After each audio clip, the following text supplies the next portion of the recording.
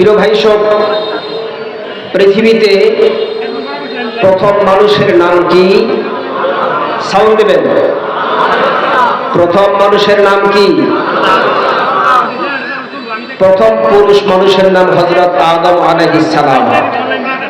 প্রথম নারীর নাম কি?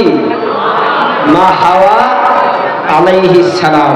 পৃথিবীতে কিয়ামত পর্যন্ত যত মানুষের আগমন ঘটবে, সকল মানুষের বাবা হচ্ছেন আদম, মা হচ্ছেন হাওয়া আলাইহিস সালাম। ঠিক কিনা? এখন আমরা ভেদাভেদ করছি, মত পার্থক্যের কারণে, বিভিন্ন চিন্তা চেতনার ভিন্নতার কারণে দলে দলে বিভক্ত হয়েছি, বিভিন্ন ধর্ম মত তৈরি করেছি। ঠিক কিনা? আজকে যদি আপনি খ্রিস্টানকে বলেন, বৌদ্ধকে বলেন, হিন্দুকে বলেন, মগকে বলেন, মোরংকে বলেন, চাকমাকুকিকে বলেন, মুসলিমকে বলেন, সকলেই এক বাক্যে স্বীকার করে নেবে সবার আদি পিতা আদম আলাইহিস সালাম, সবার আদি মাতা হাওয়া আলাইহিস সালাম। বাবা মায়ের দিক থেকে আমরা সকলে একই মায়ের সন্তান। আর পৃথিবীর সকল মানুষ একজন মালিকের অধীন। তার নাম কি? জোরে বলেন, তার নাম কি? আল্লাহ পাকের দেওয়া যত আইন কানুন আছে, এটা মেনে চলা আমাদের জন্য কি?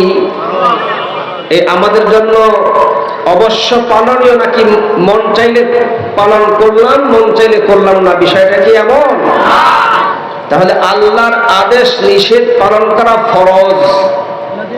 ফরজ শব্দটা হলো অত্যাবশ্যক, এর উপরে বিধিবিধানের, এর উপরে আর কোনো শব্দ নাই। অবশ্যই করতে হবেই হবে, বিকল্প নাই।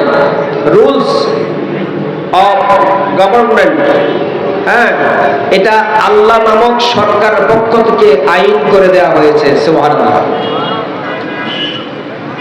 আল্লাহ পাক যা নিষেধ করেছেন সেটা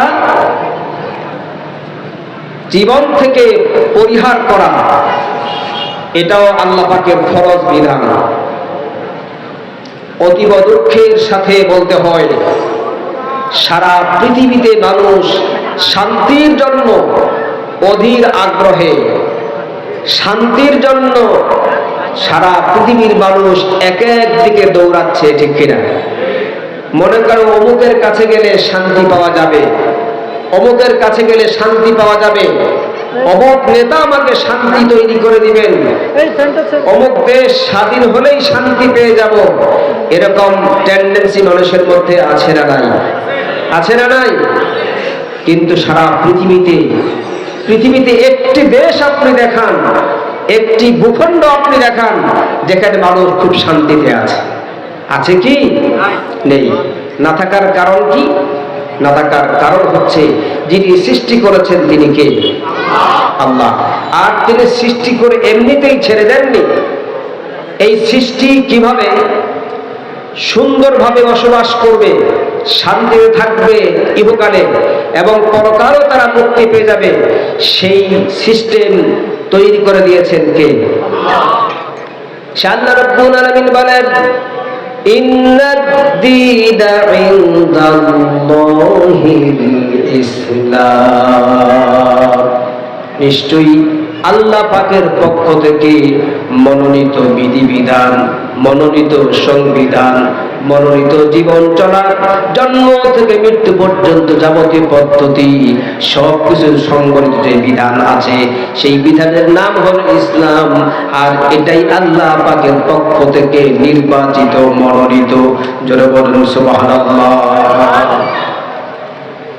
এখন সারা পৃথিবীতে এই ইসলামের কথা বললেই অনেক মানুষের গায়ে আগুন লাগে। সাউন্ড দেবেন। মানুষের গায়ে আগুন লাগে কিনা? ইসলামের কথা বললেই সমস্যা। আপনি যদি বলেন, হ্যাঁ জজ সাহেব আপনি বিচার করুন, কিন্তু পৃথিবীর কোন মানুষের তৈরি করা লিখিত আইন কানুন দিয়ে নয়, আপনি বিচার করুন কোরআনের আইন দিয়ে। এই কথা বললে শুধু আমার বাংলাদেশ নয়, সারা পৃথিবীতে মুসলিমদের মধ্যেই অনেকে বাধা প্রদান করবে। ঠিক কিনা? আপনি যদি বলেন শিক্ষা সংস্কৃতি সব জায়গায় কোরআনের অনুযায়ী চলবে। সাংস্কৃতিক অঙ্গনের লোকেরা খেপে যাবে, শিক্ষা ব্যবস্থার লোকেরা খেপে যাবে। তাম পৃথিবীতে মানুষ শান্তির জন্য হন্যে হয়ে হয়রান হয়ে শান্তি খোঁজার জন্য তারা অস্থির থাকলেও শান্তি আসলে যেই পথে, সেই পথের দিকে মানুষ ধাবিত না হয়ে অন্যদিকে ধাবিত হওয়ার কারণে কিয়ামত পর্যন্ত শান্তি পাওয়া সম্ভব নয়। সম্ভব কি? কি বলেন? সম্ভব? সম্ভব নয়। শান্তির পথ বাতলে দিয়েছেন মুহাম্মদুর রাসূলুল্লাহ সাল্লাল্লাহু আলাইহি ওয়াসাল্লাম। আপনি কোথায় পেলেন? আপনি যদি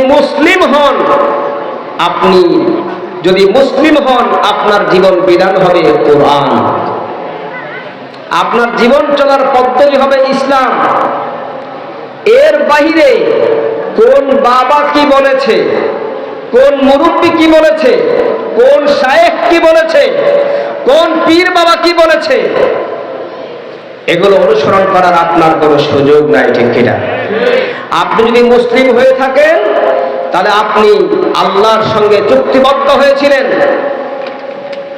যেই চুক্তির মাধ্যমে আপনি আল্লাহকে রব বলে মেনে নিয়েছেন, ইলাহ বলে মেনে নিয়েছিলেন। চুক্তিটি কি?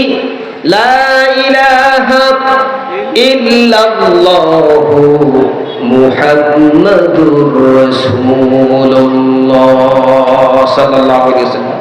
চুক্তির শুরুতে আপনি ওয়াদাবদ্ধ হয়েছেন, লা নাই, অস্বীকার করি, অমান্য করি, ডিলেট করি, প্রত্যাখ্যান করি, ছিঁড়ে টুকরো টুকরো করে ফেলে দেই। ইলাহা সেই সমস্ত রব, মালিক, এরপরে মুরব্বী, আইনদাতা, বিধানদাতা, সংবিধান প্রণেতা, সংবিধান তৈরিকর্তা, পৃথিবী চলার সিস্টেম লিখে দেওয়ার এমন যদি কেউ থাকে সব প্রত্যাখ্যান করি, ইল্লাল্লাহ, একমাত্র আল্লাহটা ছাড়া। আপনি যখন আপনার আমার জীবনের অন্যান্য কর্মগুলো কোরআনের বাহিরে গিয়ে করেন, আপনি চুক্তি ভঙ্গ করেছেন। চুক্তির বিষয়ে কিতাবে বলা হয়েছে, ইযা ফাতাশ শারত ফাতাল মাশরুত। এক পক্ষ থেকে যখন চুক্তি ভঙ্গ হয়ে যায়, চুক্তি অমান্য করে, অপর পক্ষ থেকে এমনিতেই চুক্তি ভঙ্গ হয়ে যায়। তো আপনি আল্লাহর সঙ্গে কালিমার মাধ্যমে চুক্তিবদ্ধ হয়ে ইসলাম কবুল করার পরে যখন আপনি কোরআন সুন্নাহর বিপরীতমুখী জীবন ব্যবস্থা, আইন কানুন, বিধিবিধানের অনুসারী হয়ে গেলেন, আপনি আল্লাহর সঙ্গে চুক্তি ভঙ্গ করে আপনি মুসলিম থেকে খারিজ হয়ে গেলেন। কথা বলেন?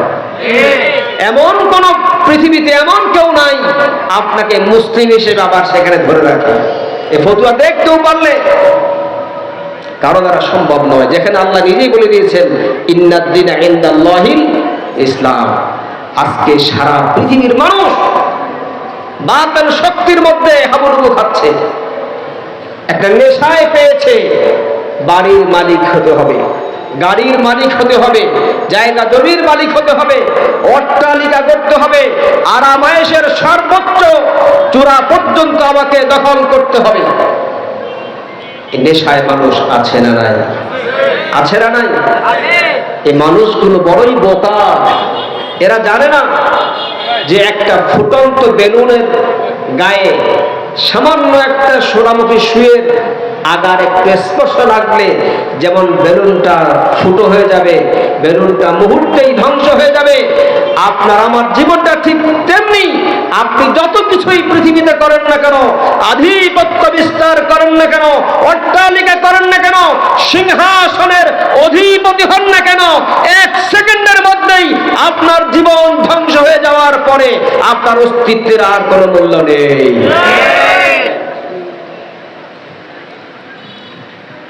এখন বিশ্বাস হবে না, মাটির নিচে থাকার আগ পর্যন্ত, শেষ নিঃশ্বাস দেওয়ার আগ পর্যন্ত শিল্পী চায় আমি পৃথিবী বিখ্যাত শিল্পী হব, সাংস্কৃতিক কর্মী চায় আমি সারা পৃথিবীতে সংস্কৃতির শীর্ষে আমার নাম লেখাবো, রাজনীতিবিদ চায় আমি বিশ্ব রাজনীতির খাতায় আমার নাম লেখাবো। সবাই বিশাল একটা পাওয়ার অধীর আগ্রহে ছুটছে তো ছুটছেই, কেউ তাদেরকে থামাবার যেন নেই। কিন্তু খেয়াল করে শুনুন, এই পৃথিবীর জমিনে বহু রাজা বাদশাহ, বহু এমপি, মন্ত্রী, মিনিস্টার, বহু চেয়ারম্যান, বহু নেতা নেত্রী মাটির নিচে শুয়ে গেছে। ওলিয়া উলিয়া সবাই শুয়ে গেছে মাটির নিচে।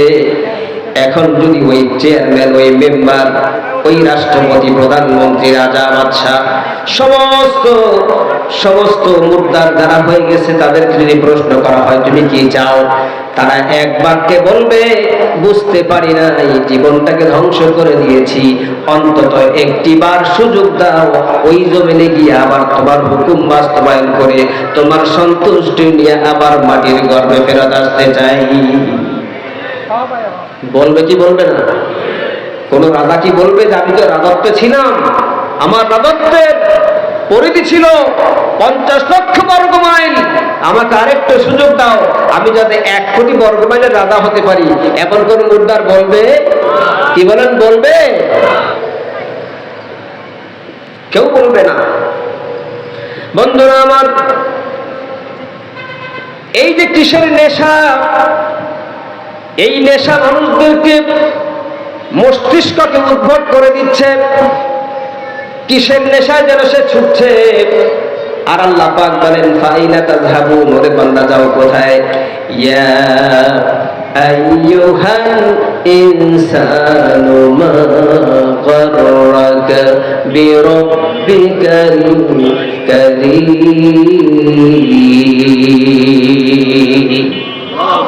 হে মানুষেরা, কিসে, কোন লালসা, কোন মোহ তোমাদেরকে আমি আল্লাহ থেকে অজ্ঞান করে দিচ্ছে, বেখবর করে দিচ্ছে, বেখেয়াল করে দিচ্ছে, অচেতন করে দিচ্ছে। প্রিয় ভাই সব, তাই আজ যে আল্লাহ রাব্বুল আলামিন কালিমার মাধ্যমে চুক্তিবদ্ধ করালেন, Islam is the complete code of life. মানুষের জীবনের সকল ক্ষেত্রে ইসলামটাই হলো তার জন্য পালনীয়, অবশ্য পালনীয়। এই কথার চুক্তিবদ্ধ হওয়ার পরে মানুষের নিজের তৈরি করা কোনো আইন, তার নেতা নেত্রীর তৈরি করা কোনো আইন, সারা পৃথিবীর শক্তিধর কোন ব্যক্তির তৈরি করা আইন, কোন বিজ্ঞানী, কোন দার্শনিক, কোন শিক্ষাবিদ, কোন চিকিৎসাবিদ, কোন গবেষকদের দ্বারা বৈঠক করে তৈরি করা আইন দিয়ে যদি সারা পৃথিবী চলতে পারে, কিয়ামত পর্যন্ত মানুষ কোনোদিন শান্তির লেশ মাত্র খুঁজে পাবে না। কি বলেন, পাবে? পাবে না। শান্তি দেওয়ার মালিককে, শান্তি দেওয়ার মালিককে। অনেক জায়গায় হক কথা বলতে দেওয়া হয় না, চোখ রাঙায়, চোখ রাঙায়। হক কথা বললে, কোরআনের কথা বললে চোখ রাঙায়, এমন জায়গা আছে না নাই? চোখ রাঙাও। যে চোখ রাঙালা কোরআনের কথা বলতে বাধা প্রদান করলে, চোখ দিয়েছেন কে? আল্লাহ। আল্লাহ দিয়েছেন। লজ্জা করে না?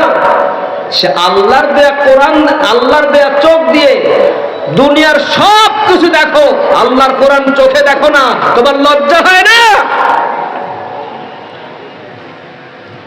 আল্লাহর দেয়া হাত ব্যবহার করে শক্তি প্রদর্শন করো, সেই শক্তি বাতিলের পক্ষে যায়, জালিমের পক্ষে যায়, জুলুমকারীর পক্ষে যায়, অন্যায়কারীর পক্ষে যায়। তোমার কি লজ্জা করে না? এই হাত তো তোমার নায়ক দিয়েছেন কে? তোমার কি লজ্জা করে না যে জিহ্বা দিয়ে নিজের ইচ্ছে মতো, সম্পদের অভাব নেই, ইচ্ছে মতো তুমি স্বাদযুক্ত খাবারগুলো খেয়ে যাচ্ছ, আর এই জিহ্বা দিয়ে আল্লাহর জিকির না করে আল্লাহ বিরোধী বক্তব্য দাও? তোমার কি লজ্জা করে না? আল্লাহ রাব্বুল আলামিন নিয়ামতের কথা স্মরণ করে দিচ্ছেন। আলাম নাজআল লাহু আইনাইনি ওয়া লিসানান ওয়া শাফাতাইন ওয়া হাদাইনাহু নাজদাইন। আল্লাহু আকবার।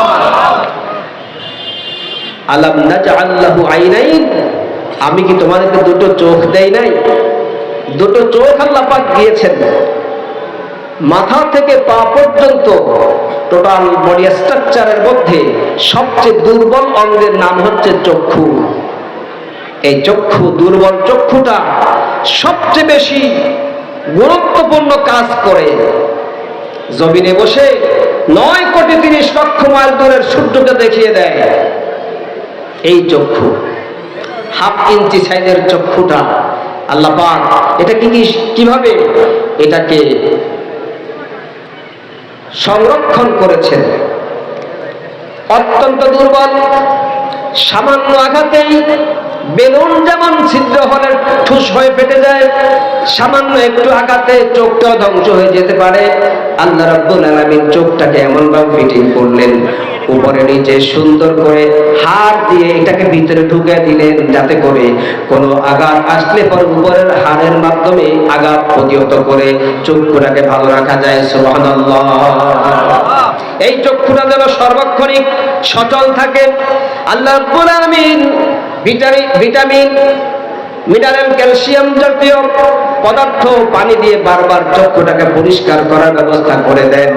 চোখের মধ্যে ময়লা পড়ে গেলে এই ময়লাটা যেন একটি ডাস্টবিনে চলে যায়, চোখের ক্ষতি না হয়। এমন করে করে শুধু চোখ নয়, তোমার মাথা থেকে পা পর্যন্ত টোটাল বডি স্ট্রাকচারটাকে ফেরেশতাদের মাধ্যমে 24টা ঘন্টা শুধু নয়, তোমার জীবনের জন্ম থেকে মৃত্যু পর্যন্ত ফেরেশতা দিয়ে সারাক্ষণ পরিচালনা করছেন যিনি। তার আইন কানুন না মেনে মানুষের আইন কানুন মানো, মানুষের আইন কানুন বাস্তবায়নের জন্য আন্দোলন করো, সংগ্রাম করো, মানুষের আইন কানুন বিধিবিধান কায়েম করে সমাজে বিশৃঙ্খলা করে মানুষের শান্তি কেড়ে নেওয়ার জন্য যে আইন, কালো আইনগুলো পৃথিবীতে তৈরি হয়, সেই পথে পা বাড়াও। একটু লজ্জা করে না আল্লাহর সামনে পরকালে কি জবাব দিবে? চিন্তা করার দরকার আছে না নাই? আছে না নাই? ক্ষমতার বাহাদুরি চিরদিন থাকবে না।